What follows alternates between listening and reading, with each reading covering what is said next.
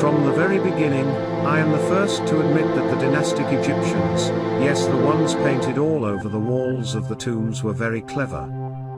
At the time they made the best mud bricks you could ever wish for. And the amazing mud brick pyramids, they have lasted very well for mud bricks. They could work beautifully with gold for the amazing masks of the mummies. Here you can see they had their own music and dancing. We have always admired the dancing of the Egyptians.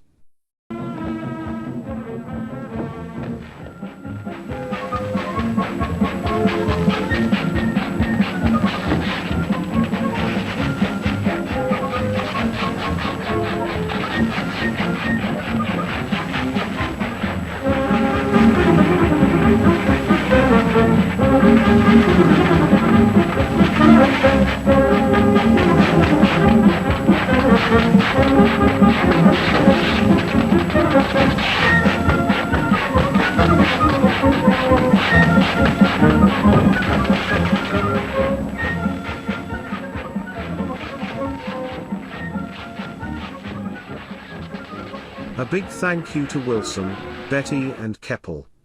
Although I think Betty was out to lunch, maybe she was having a quick sandwich. Now we must get serious.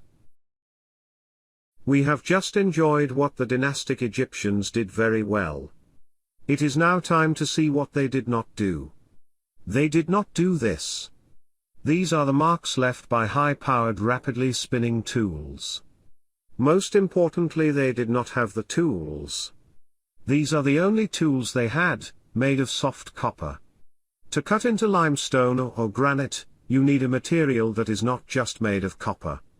The first use of iron and steel comes much later. You might argue that they did have some iron, but that is totally irrelevant, when you see in a moment what marks were left as proof of the use of some type of high-powered tools. These marks are left in plain sight on the black basalt pavement on the Giza plateau around the three largest pyramids. All these marks here are made by some sort of rapidly spinning disk. Some of these marks were obviously made by a very large disk. You can see its progress across the surface by the tiny ridges it has left behind.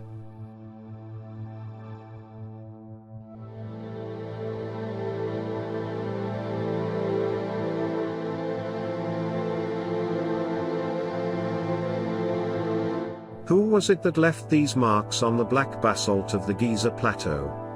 It is one of the hardest rocks you can find. So many questions to ask. Not only who built the pyramids, we need to ask when and why. Why choose one of the hardest rocks that was from 500 miles away? This just doesn't make any sense.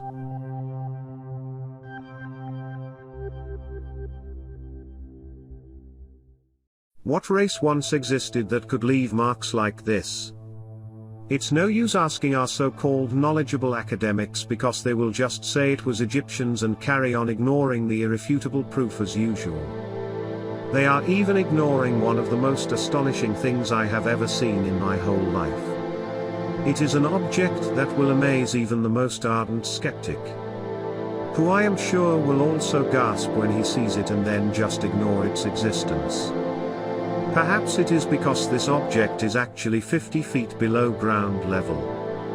A mud brick pyramid was built over the top of this amazing object. This is probably why Pharaoh Sesostris II built his mud brick pyramid here nearly 1,000 years after they built the Great Pyramid. 1,000 years before they built the heaviest, largest building ever erected on this planet. Now the Egyptians are making mud brick pyramids. Have they forgotten how they built the stone ones? But I digress. We are now going to go to Lahoum.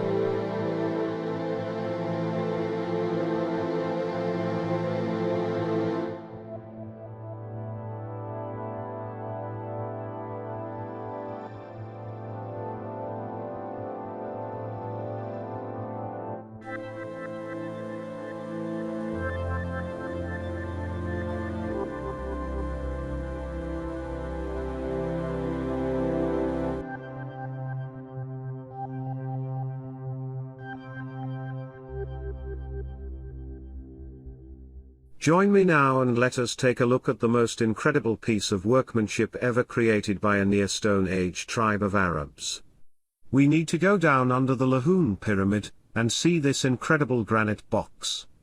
It is at the end of a long narrow tunnel that snakes around itself.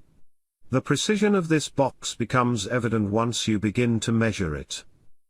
As you listen, just bear this in mind. It is made of granite, one of the hardest rocks on the planet. It weighs about 4 tons. The margin of error when measuring the flatness of the surfaces, or the margin of error between how parallel each surface is to each other. The box is within a 1/1000th of an inch square. The interior corners are equally precise.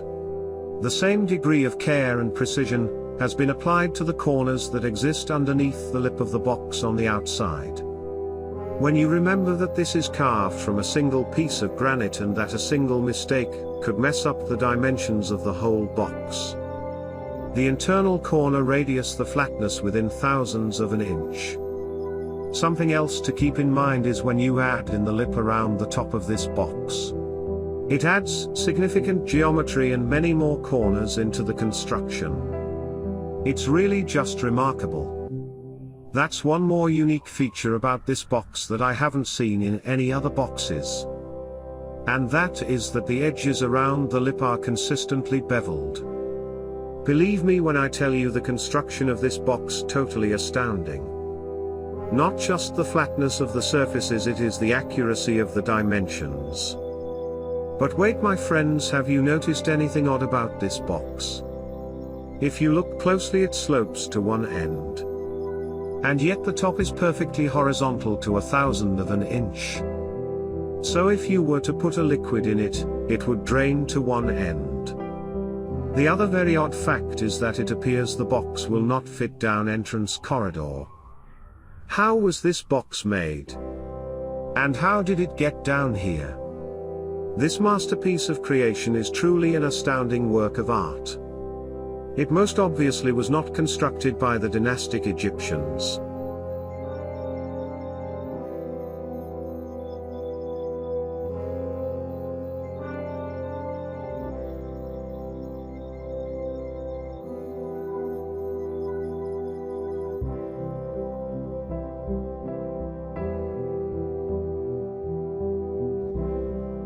So who did create these incredible pieces of work? And who built the amazing pyramids? And why? They were highly advanced, they knew how to effortlessly lift stone. And they could easily cut any stone to an amazing degree of accuracy. Who were these people? Were they our ancestors, or a completely different race?